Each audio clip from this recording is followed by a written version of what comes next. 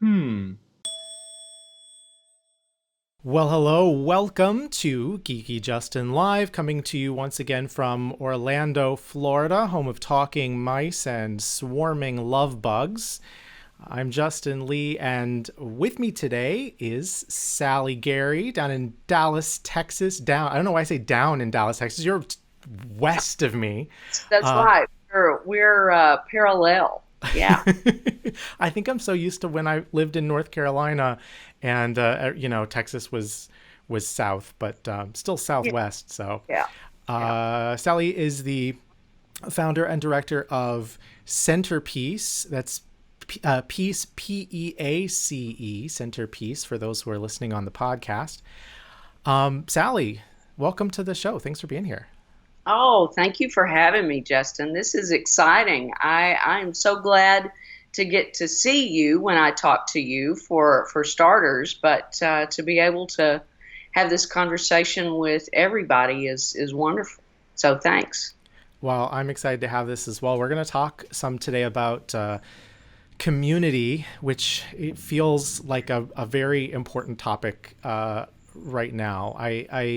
I know so many people who are really longing for a community of their own, people who feel like they don't have community, and finding that community at a time that so many of us feel isolated. I did some weeks back a Facebook Live chat that was, where I didn't have a guest, where we just sort of talked about how so many of us struggle to find a place to have community. And so when you and I were talking about getting ready for this show, and you were talking about your ideas about community and stuff that you've done to build community, I was like, yeah, this is exactly what we need to talk about. So I want to kind of acknowledge before we even jump into the show that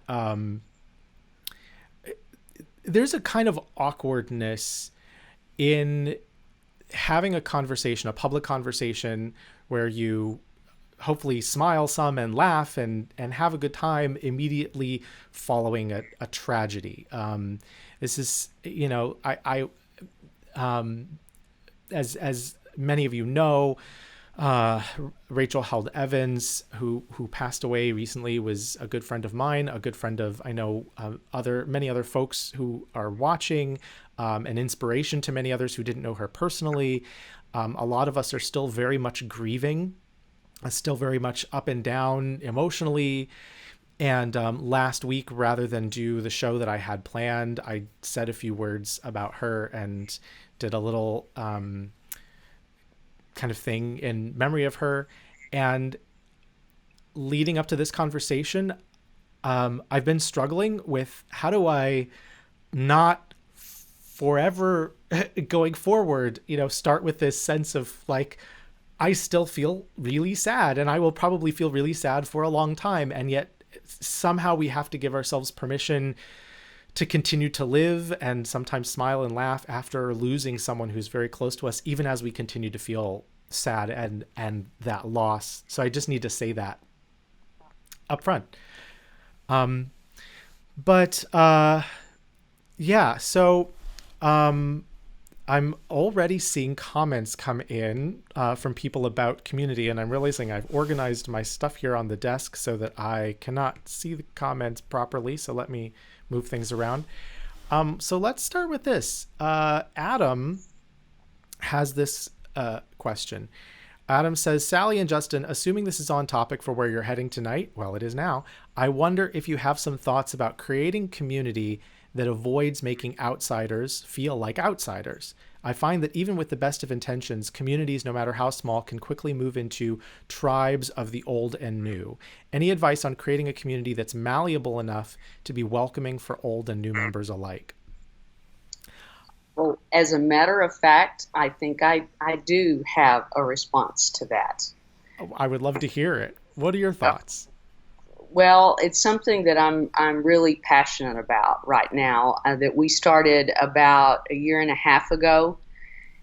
I had known people for years who had been wounded by church, just wanted nothing to do with church, and as a result, really many of them wanted nothing to do with God, and so there was just a complete disconnect from anyone who was Christian. And yet, we're talking wonderful people who really desired fellowship with other like-minded people. And so I thought, wow, this is not a time when you invite people to go to church, as I grew up being told. That's not going to work. And so what I knew did work, and what I also learned in my upbringing from my family and my mom, who was a wonderful cook, is to invite people over for dinner. And so that's exactly what we started doing, and we call it just dinner. We started with 3 or 4 of my friends who came over for dinner in January of 2018.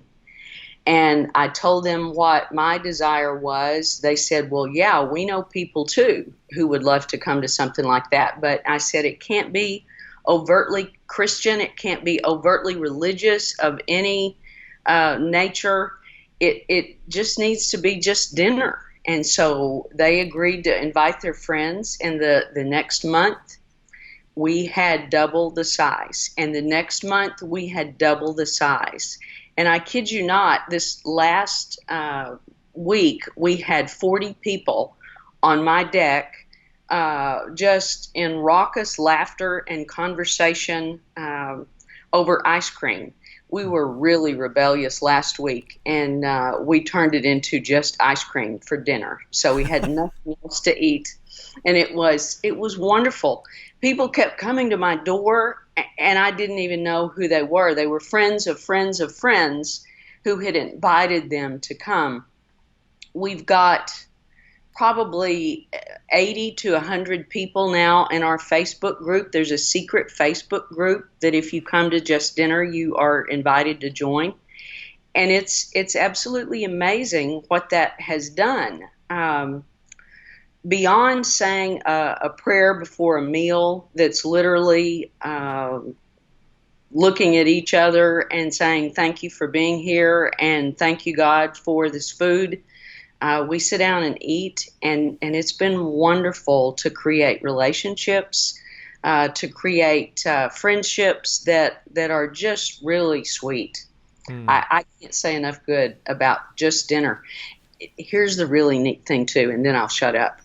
No, don't. I love hearing about it. When we were at the conference, I don't know if you heard this, Justin, because you were at our E3 conference last October. We had some guys who did a breakout session on this concept. And so other Just Dinner groups have started in other cities. There's one in Birmingham, Alabama. There's one in Nashville, Tennessee, and I've talked about another one starting up.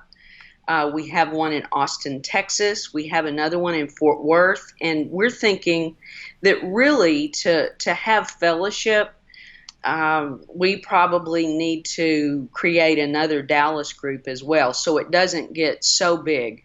But on Tuesday night last week, you were talking about Rachel. There were a lot of us there at that meeting who were grieving her loss. And I just couldn't let the night pass without honoring her. And so everybody sat completely silent. You could have heard a pin drop as I was reading her chapter on Easter doubt in her book, Searching for Sunday. It's my favorite. And I had written yes at the bottom of that last paragraph. She was important to all of us. And so that's probably the most overtly Christian thing that we've done. But it was because of Rachel that we could do that. I like that a lot. I don't want to get yeah, I like that a lot. I know a lot of people right now are taking some small consolation in knowing that Rachel's work will continue to influence so many people for so many years to come. But that's such a wonderful concept, this idea of just dinner. I love that. I think that's awesome. Some of our viewers right now are commenting. Shauna says, just dinner sounds fun. Leslie says, we need one in Houston. Yes. Amy says, just dinner is brilliant. Amy also says E3 rocked. So we'll talk about E3 in a minute. Hey, good. Since you mentioned that. But yeah, a lot of folks excited about just dinner. Good. The fact that it's grown like that to me says, for one thing, that you're creating a space that people feel comfortable in, which I think is one of the things that too many churches are not doing these days, unfortunately. As somebody who grew up believing that the church should be the place that everybody can feel welcome, it certainly feels today like the place that so many people feel least welcome. Yes. But also it speaks to me to this idea that so many people have this desperate need for community and don't know where to find it. In our social media world, it's like you can find online communities, and online communities can be helpful in certain contexts for certain reasons. But online communities often fail to fill our deep need for real connection.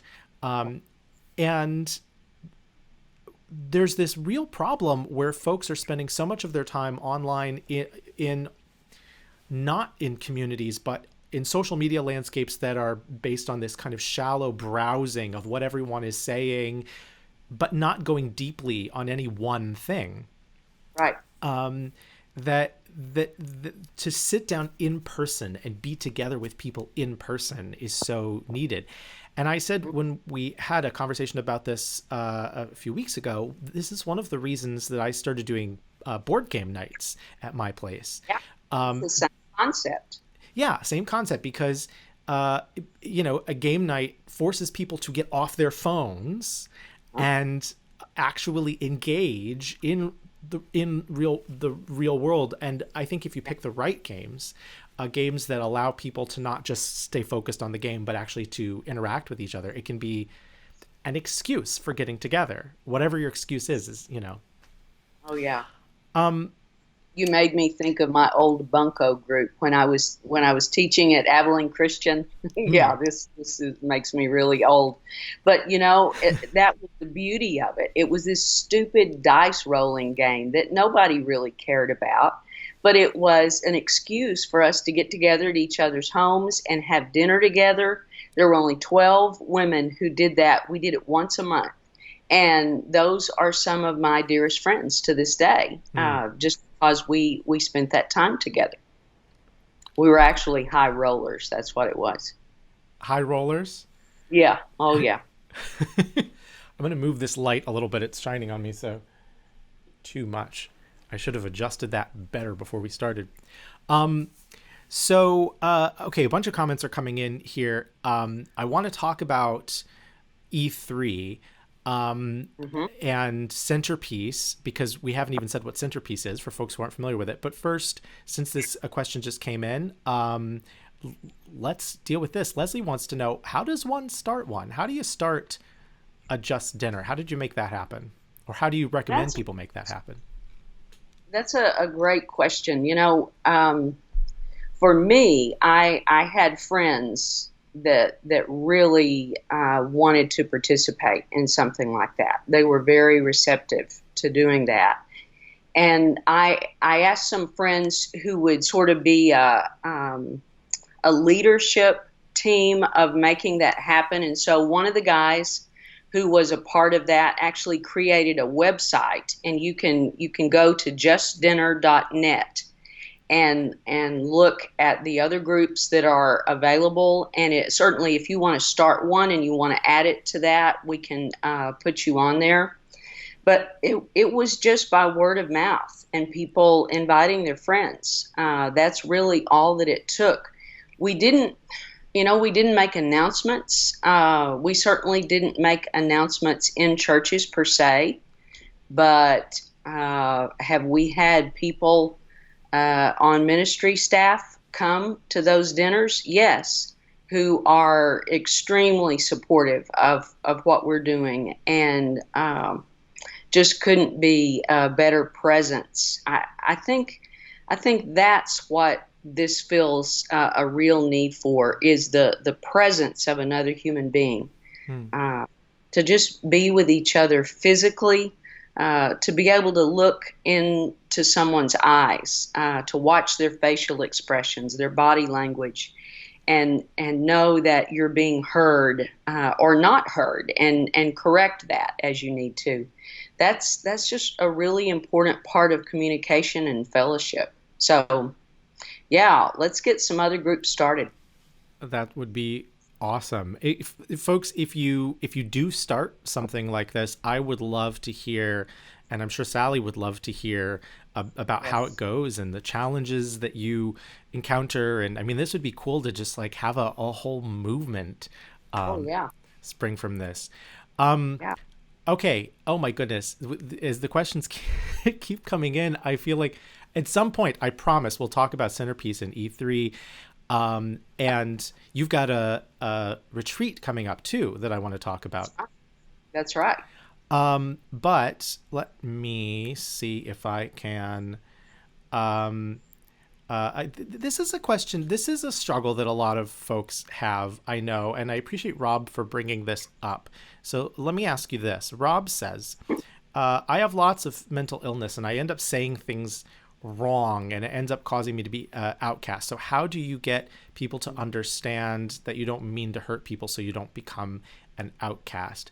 One of the things I think that's a challenge in in groups as you try to form community is for folks who struggle for various reasons to integrate themselves socially. They're trying to figure out, how do I become part of this? How do I do this without being outcast? And also for groups that are wanting everyone to be welcome, sometimes they may not realize ways in which they cause people to feel outcast, or things that they should do differently to make sure folks feel included. Do you have any advice on that front? Yeah, and not knowing exactly where Rob's coming from, except that I've certainly been the person in the room who has stuck my foot in my mouth, said the wrong thing at the wrong time, asked an embarrassing question that I didn't mean to ask. So what I have tried to do in my older years, when I've learned better, is to say, look, this is really new territory for me. I really don't know a lot about this. I feel kind of awkward in this particular situation. And so you're going to have to help me, is what I will generally say, whether it's one person or a group of people, to just be willing to express your own vulnerability and be authentic in that, that's where you are, and that you may need a little coaching, a little extra patience at times. And I think it's important, that's another thing for a leadership team of a group, is to constantly be aware of folks who might not feel like they fit, because that is our number one desire, is for you to feel comfortable and like you belong in this particular group of people. And it's different every time. So that's a challenge. And sometimes you don't get it right, and you have to ask forgiveness and be willing to say, I'm so sorry that happened, and give us another shot. Let's try again. But I think those are the ways that I'm learning that helps.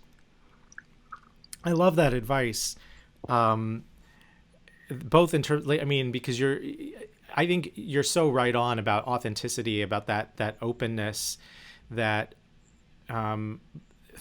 very often, in any kind of situation. I mean, I know even like as a public speaker, there are times where I've gone into a space where I'm just like really nervous, and it helps a lot sometimes just to say, let me just say right off the bat, I'm really nervous addressing this topic. I'm scared, and and it gets people on your side, because Right. everybody knows what it's like to feel nervous, to feel like an outcast, or whatever. And to acknowledge it allows people to go, oh, okay, I understand now why this person is maybe behaving a little differently. Yeah. But also, that I love what you said about paying attention as leaders.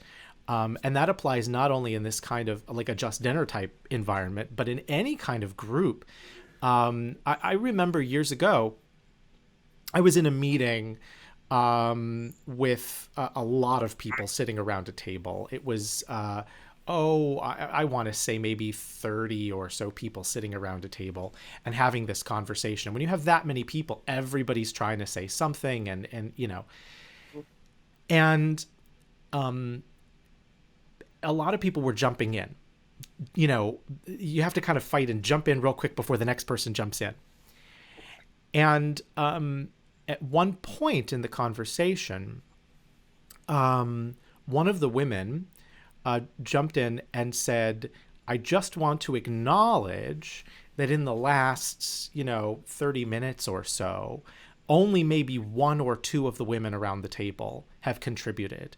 And almost all of the men around the table have contributed. And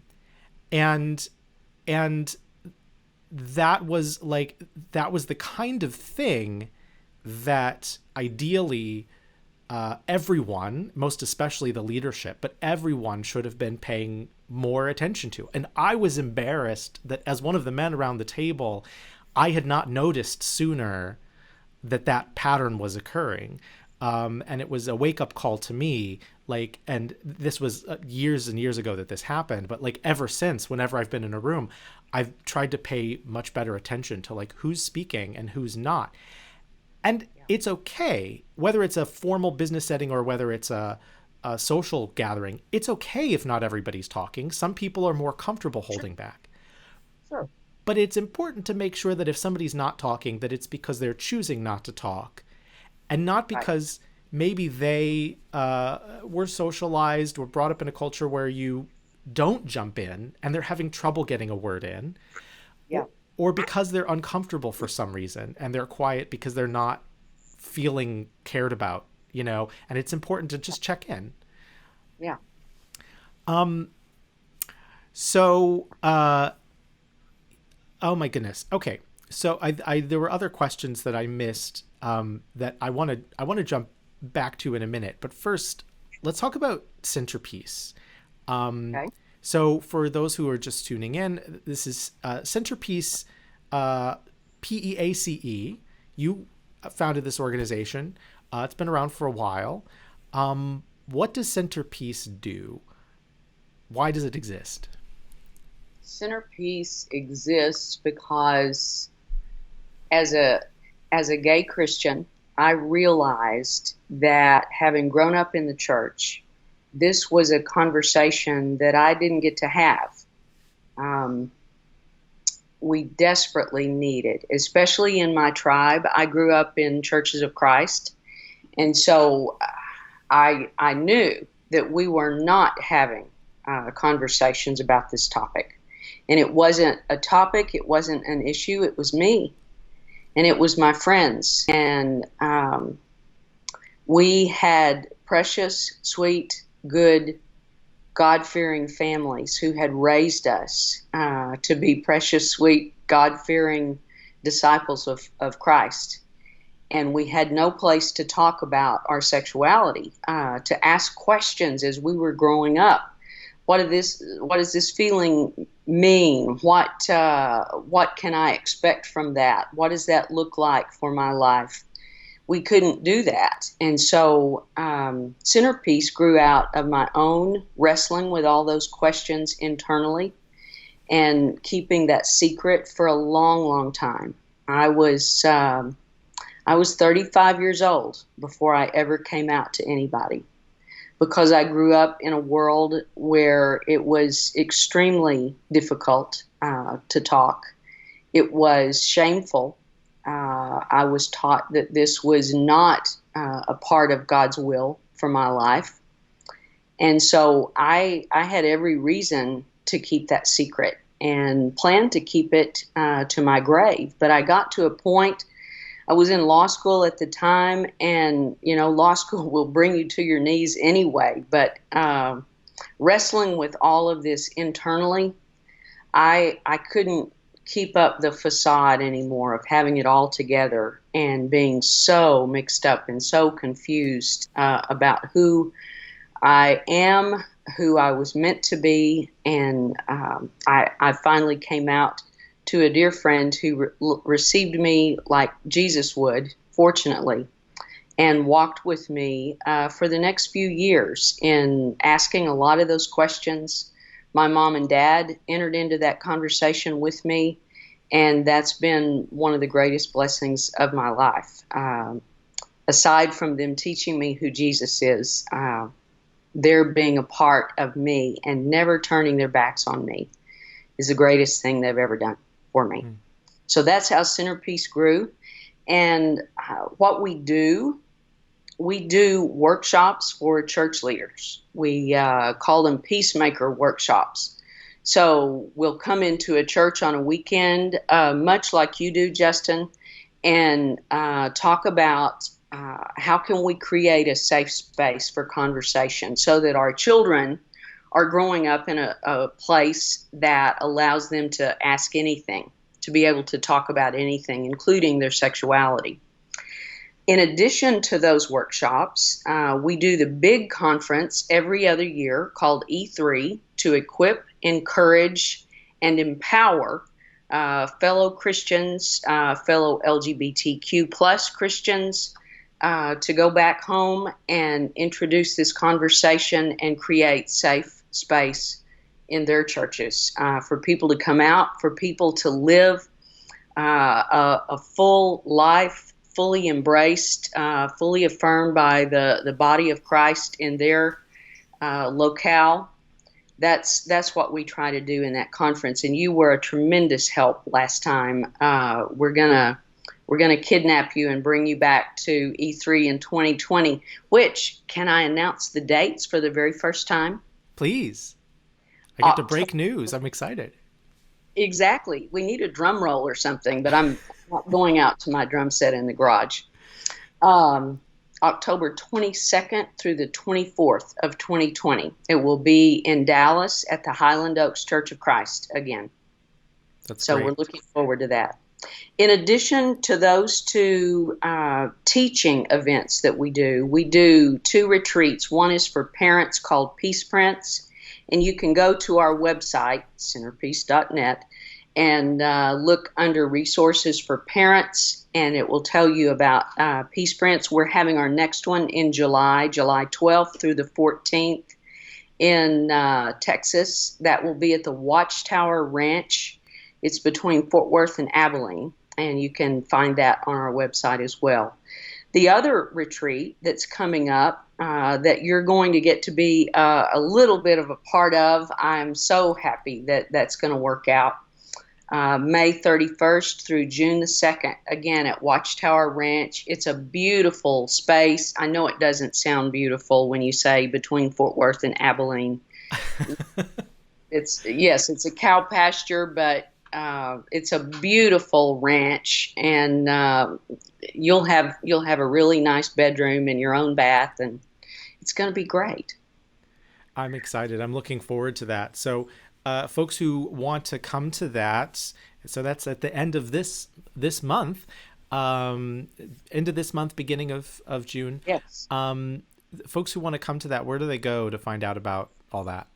You can go to the website again and look under Tapestry. And I didn't say this. I just took it for granted. It's for LGBTQ plus Christians, people who are single, people who are in relationships. All we care about is what you want to get out of this for yourself spiritually.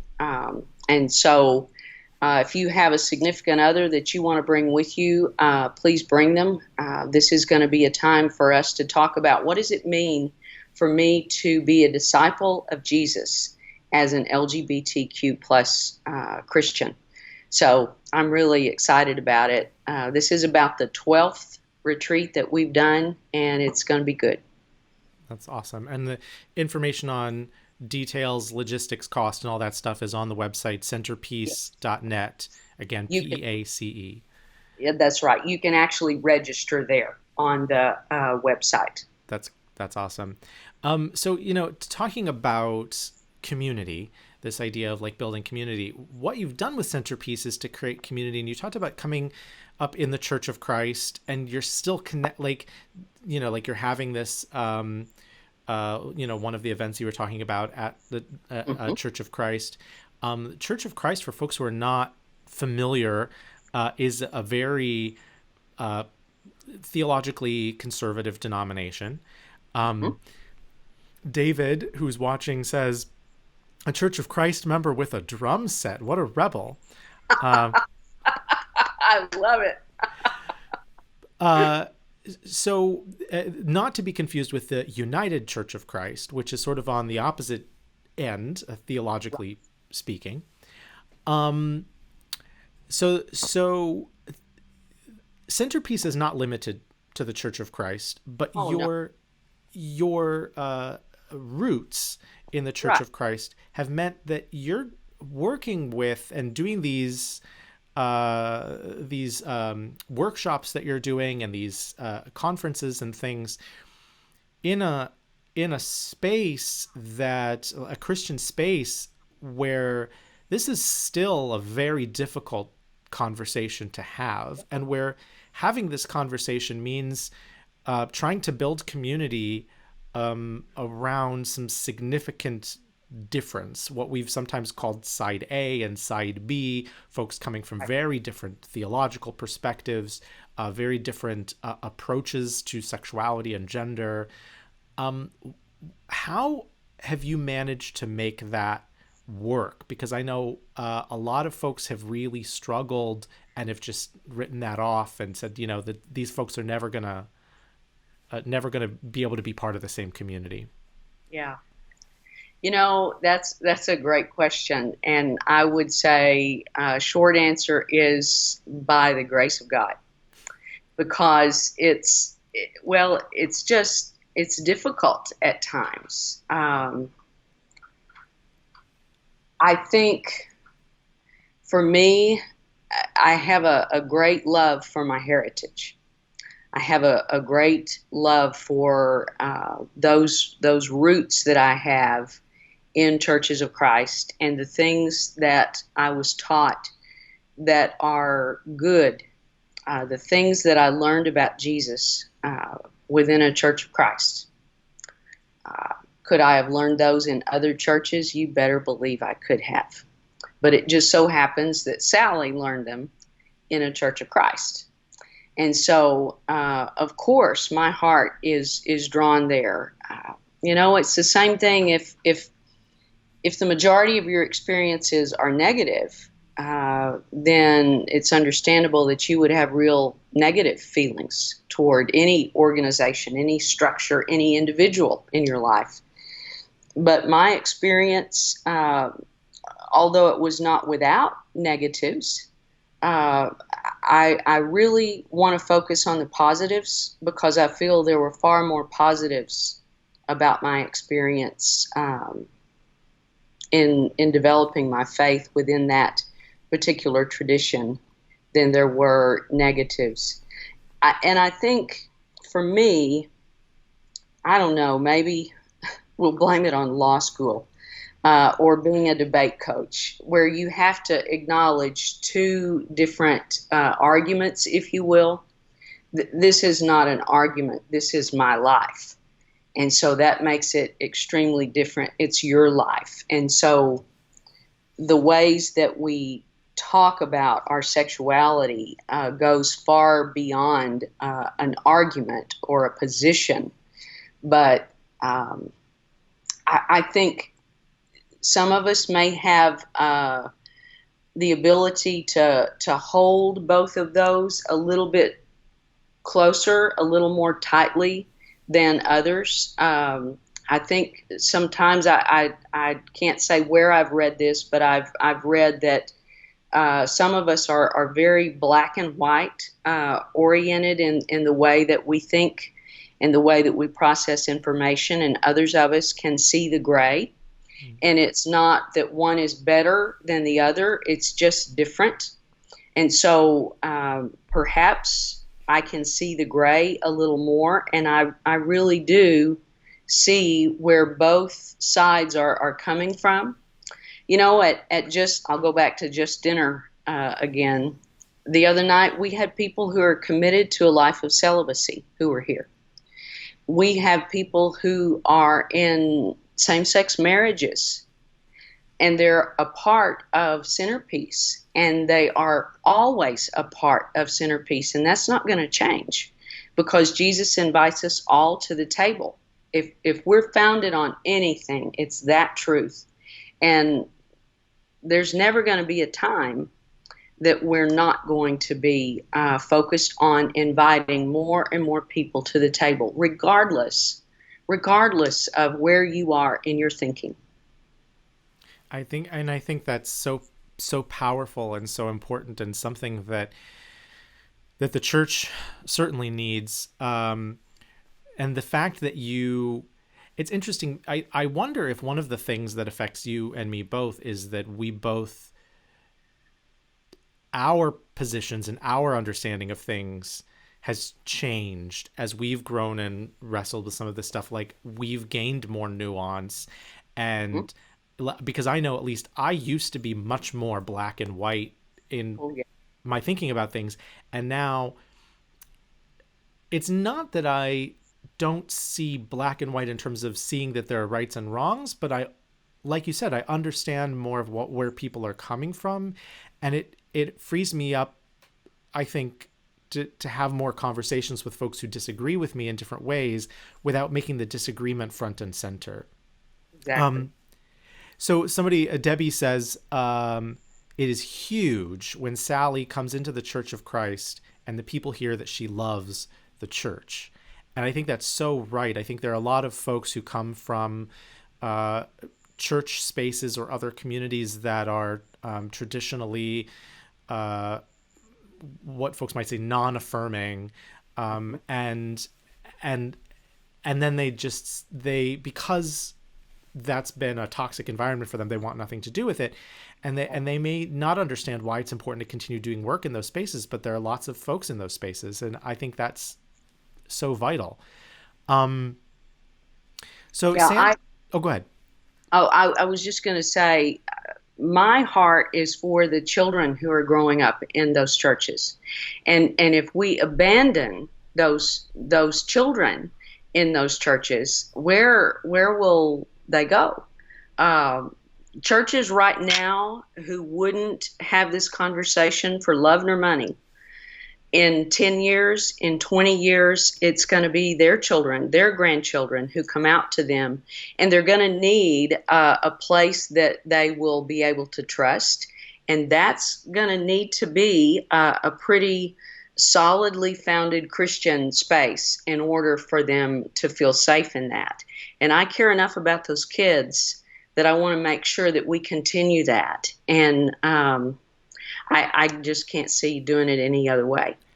Well, and I think you do it so incredibly well. And I would recommend the CenterPeace conference to absolutely anyone, particularly to Christians who either are LGBTQ or want to have better conversations about sexuality and gender in the church. Regardless of their position, whether they agree with me, disagree with me, I would say CenterPeace is a good place for us to have these conversations and know that you are welcome in this space, wherever you are, as long as you're going to be respectful of the other folks in this space. I think you're doing that better than anybody. I'm so impressed with CenterPeace and what you're doing. Sandy says, I was raised in a Church of Christ also, and I admit it had more positives than negatives, although I still struggle with the fear-based teachings, or maybe that was my perspective as a more highly sensitive person. I have a bit of resentments I need to heal or forgive and move on. And that brings me back to what you were saying at the beginning of this conversation, talking about just dinner, when you were saying that that is not a church space, that is not a Christian, not a Christian space in that it's not overtly religious, although certainly your Christianity influences how you have done this, I would say. Sure. You're intentionally creating spaces where folks who have been hurt by the church, including folks who don't necessarily want anything to do with church, for various reasons, not just because maybe they've been hurt, but maybe because they just don't believe it, or whatever. But a space where people can feel welcome. I can imagine that there would be some Christians out there who would say,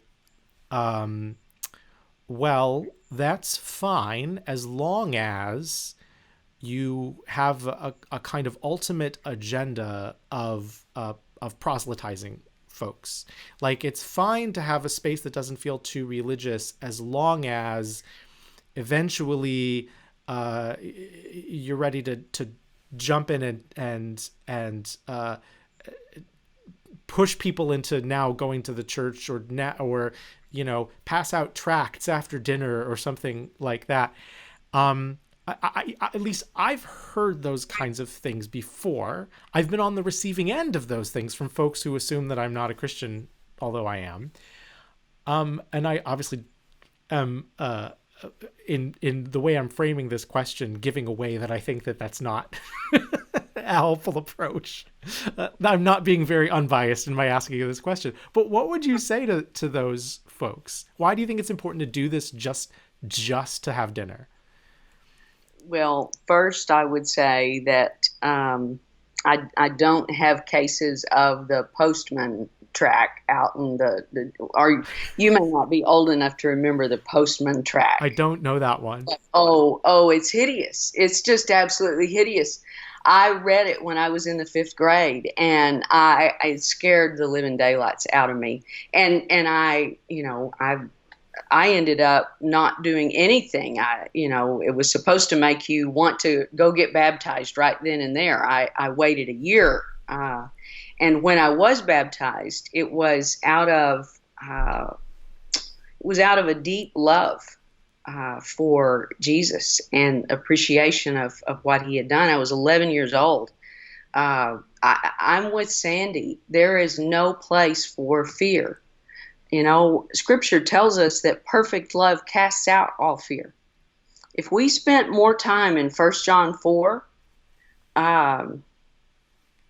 we'd learn a lot about how to get rid of those scare tactics, because that's not who God is. It's not how he relates to us, nor wants to relate to us. And I think that's the bigger response, is that perfect love casts out all fear. That said, our only agenda is to get to dessert. We have just dinner, and then we have just dessert. And I know, because I was raised with that thought, always be prepared to give an answer. Always be ready to share your faith, and yes, but the way I do that differs from person to person. And when you have people who have been deeply hurt, that's not at all where you begin. You begin with dinner and conversation over a table, and you share dessert, and you know what? It may make us nervous. It might make me nervous, because you're not doing exactly what I was taught that you need to be doing in order to be right with God. But what I've learned is that God is so much bigger than my very limited picture and understanding of him. Scripture tells us he will have mercy on whom he wants to have mercy.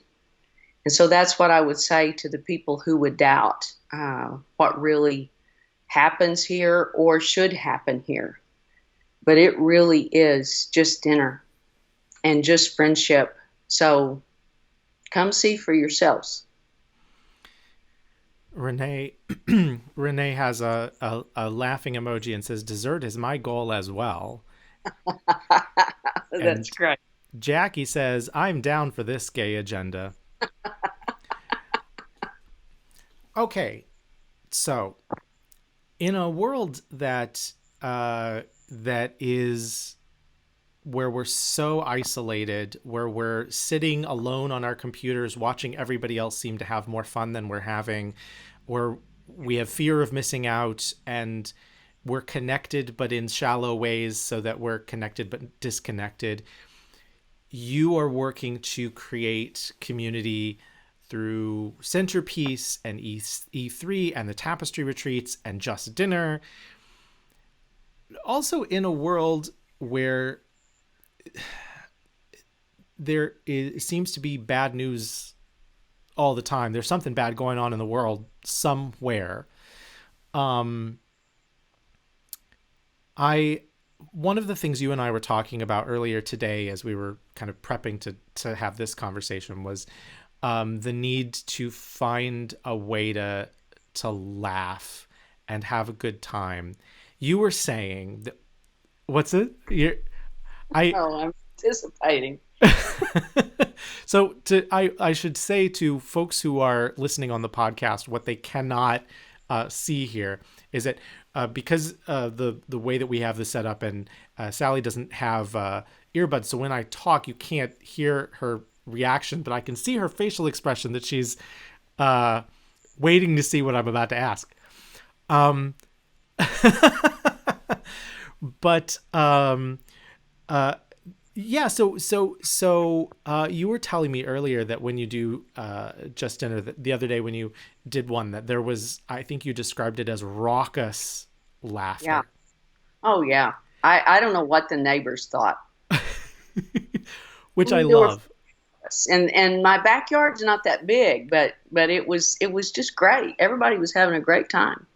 I had, when I was visiting my dad a couple weeks ago, and I did a Facebook Live with my dad. I got to see some of my old friends in North Carolina where I used to live, and we also got together and we did a game night and had some raucous laughter, I think would be a good description as well. And it's so good to have those moments in a break from the sad times and the Mm. bad news and whatever. So I was going to ask, what do you do besides Just Dinner to like give yourself some joy and get a chance to laugh in life? Oh my goodness. Dare I tell my go-to funny movies that I watch? I'm a big movie buff. I love to go to movies, and this is really, I don't know what this is going to do to my reputation, but I'll be completely open and honest here and tell you that Dumb and Dumber is still one of my favorite movies of all time. Followed closely by Bridesmaids. I know it's foul. I know. So please don't write me and tell me how disappointed that you are in my movie choices. But that scene in the bridal shop, picking out bridesmaids' dresses, will forever be. I can just think about it and start laughing. It's just funny. I appreciate that you are willing to be that transparent, because I have to confess to you that over the years, there have been moments where I saw something online or saw a movie or something, and I thought, this is so funny and this gives me joy, but I dare not say so Right. because someone will judge me, because Exactly. either it's not sophisticated enough, or it has something inappropriate that someone doesn't approve of, what, and that's so much pressure to put on ourselves. So I appreciate that you're Oh uh yeah. yeah, I appreciate that you're willing to be so so upfront. I have to confess to you, I have not seen Dumb and Dumber. I have seen Bridesmaids. I haven't Oh, seen. Justin. Oh, Justin. Maybe at the retreat. I'm just saying. I mean, after hours kind of thing. I okay. All right. I think one of my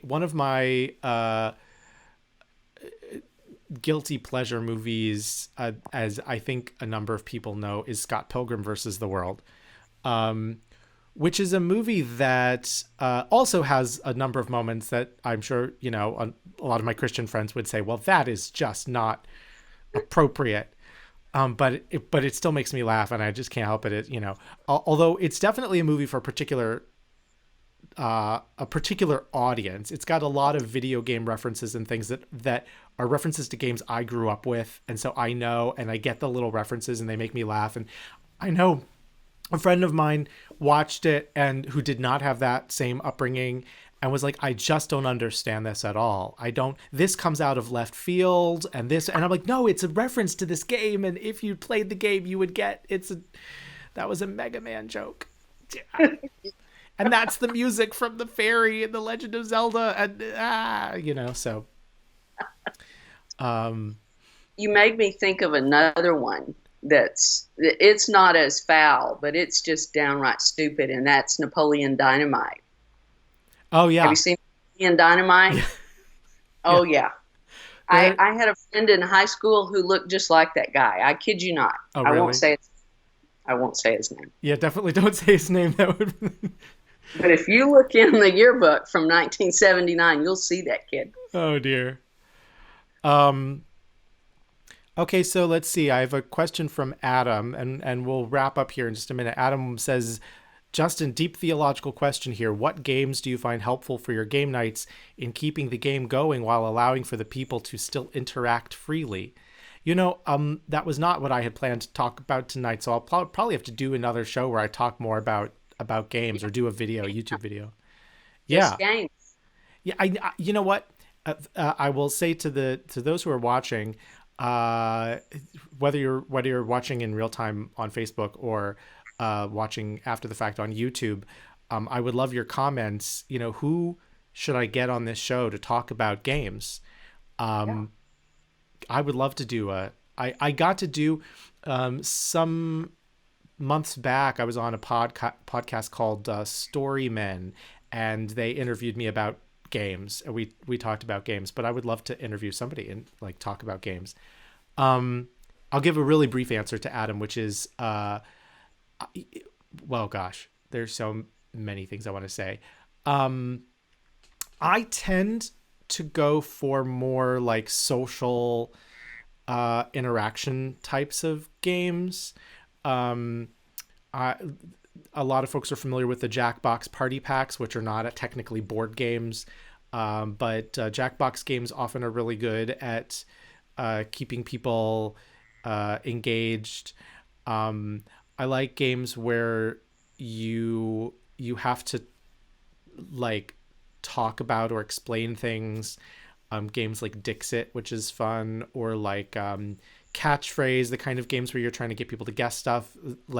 Those are not great at having conversation, but they are good at getting people laughing and getting people to engage, as long as it's with the right group. I think one of the things that's most important with a game night is to make sure that you choose a game that is a good fit for the group. So I really love hidden role games like One Night Ultimate Werewolf is one of my favorite games.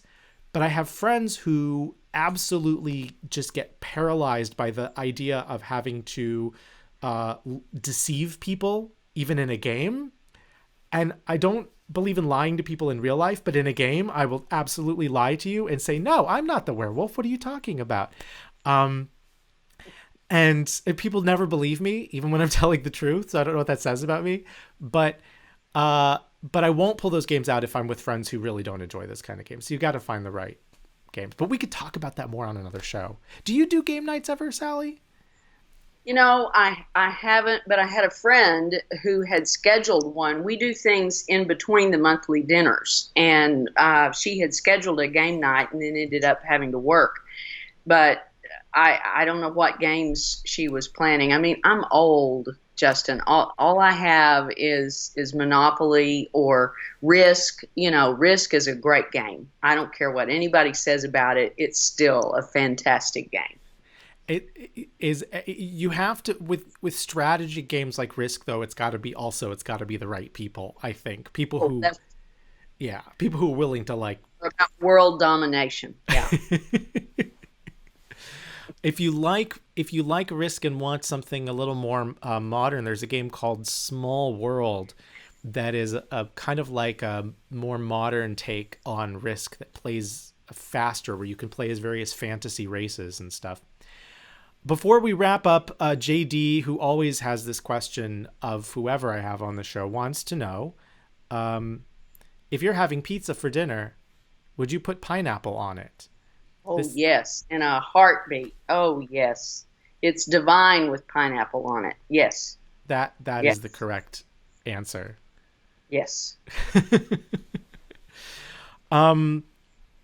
Well, I think we are out of time, but I want to once again give people a chance to get connected with you and with your work, find out all the stuff that you're doing, and go to E3 and go to the tapestry thing that's at the end of this month, and all of that stuff.